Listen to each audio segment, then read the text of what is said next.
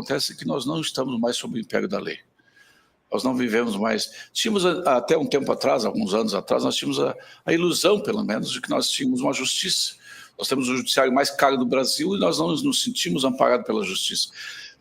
Ainda aquela pergunta, será que tem ainda juízes em Berlim? Não sei. No caso do Brasil, está cada vez mais difícil acreditar. Quão grave foram os fatos apresentados pela PGR e os elementos também que foram colhidos? Eu acho que todos nós já tínhamos lido o relatório da Polícia Federal, né, calcado em fatos relevantes. E agora a Procuradoria-Geral fez uma avaliação no sentido de que aqueles fatos constituem crimes, inclusive, de tentativa de golpe de Estado. E, por isso, trouxe a denúncia ao tribunal. Certamente, agora, nós encerramos um pouco as especulações e passamos a ter um script, um roteiro para a própria defesa, né, apresentar a defesa, fazer esclarecimentos, e o tribunal faz sobre isso se debruçar. De modo que me parece que a própria Procuradoria-Geral, e todos nós sabemos que o Dr. Paulo Gonet é uma pessoa extremamente ponderada, avaliou como extremamente graves os fatos relatados no relatório da Polícia Federal. A individualização da conduta a nenhum desses 34 denunciados me parece clara. Não só a individualização da conduta, como também a função que cada um exercia dentro desse grupo.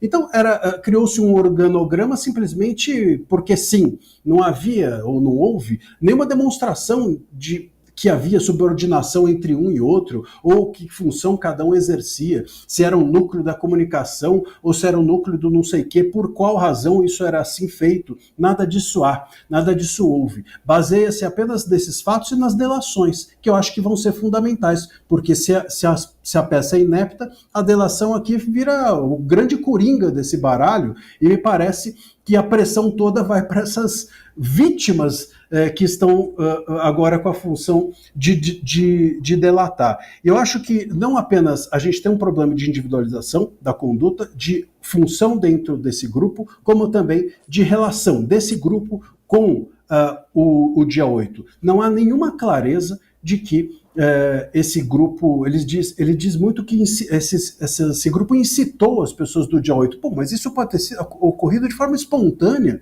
Essas postagens fragilizaram o Estado, mas isso pode ter ocorrido de forma espontânea. Então, tudo aquilo que ocorreu de forma potencialmente espontânea e todas as pessoas que participaram disso são automaticamente criminalizadas pelo PGR como se aquilo tivesse sido estruturado artificialmente. Professor André, há elementos para pedir a anulação da delação de Mauro Cid? Há elementos. Eu não vejo elementos para não ser anulada, para já não estar nula de ofício. É só para isso que eu não vejo elementos. Mas há elementos totais para pedir a anulação. É completamente nula. Aliás, o professor Ariel estava mencionando, enfim, é curioso como às vezes a nossa sensibilidade é um pouco seletiva.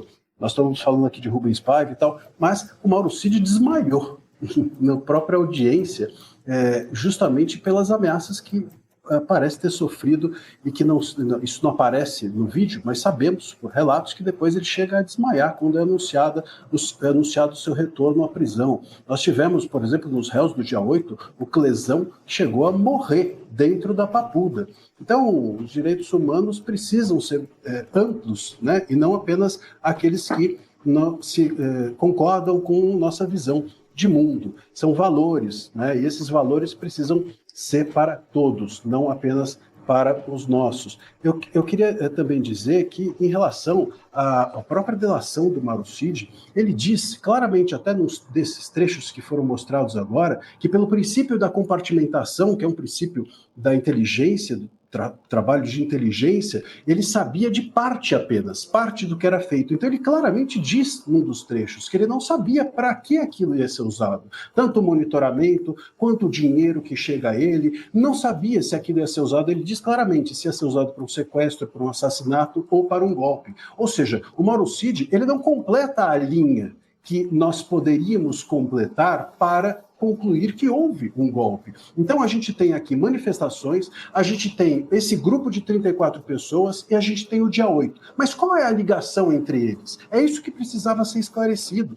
Qual é a cola entre esses três núcleos? Quem tem que fazer isso são as provas, não é a narrativa de um procurador da República ou de qualquer outra pessoa. Isso é um ponto que é importante também. Eu não falei em momento algum que deveria se punir a consumação de um golpe. Mas o professor sabe, todos nós sabemos, que entre a intenção de um crime, a consumação de um crime e o início da execução do crime, o que se pode punir é a consumação e o início da execução. O início da execução pode ser punido sem que o crime seja consumado, e isso é que a gente tenta verificar. O início de uma execução professor. e o início da execução de um golpe não houve.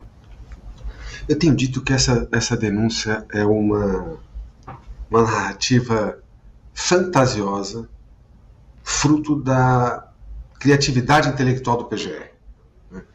Ele conta uma historinha, mas é uma historinha muito mal contada.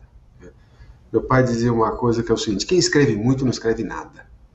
Nós temos uma denúncia de 272 páginas que ela não diz absolutamente nada contra o general Braga Neto.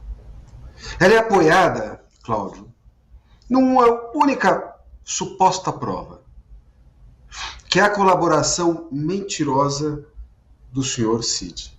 E eu digo mentirosa, não é fala de advogado, é porque esse cidadão prestou 11 depoimentos. 11 depoimentos mentirosos. Ele fala uma coisa aqui, outra coisa ali. No último depoimento, quando ele implica efetivamente o general Braga Neto, quando ele fala da questão do dinheiro. Cláudio, o dinheiro não é um simples detalhe. É uma questão fundamental na prática e na construção de um suposto golpe. Ele só lembrou disso no último depoimento. Ele solta isso de uma forma leviana, para usar uma palavra aqui gentil. Que negócio é esse? Essa denúncia ela é um escândalo. Ela é um escândalo. E essa denúncia, é preciso que se diga, que ela não irá manchar a reputação de um homem com mais de 42 anos de serviço prestado ao Exército Brasileiro. Nós não estamos falando de uma pessoa com folha corrida, não, com antecedentes criminais. Nós estamos falando de uma pessoa, de um general 4 estrelas com serviço prestado nesse país. Isso precisa ser dito.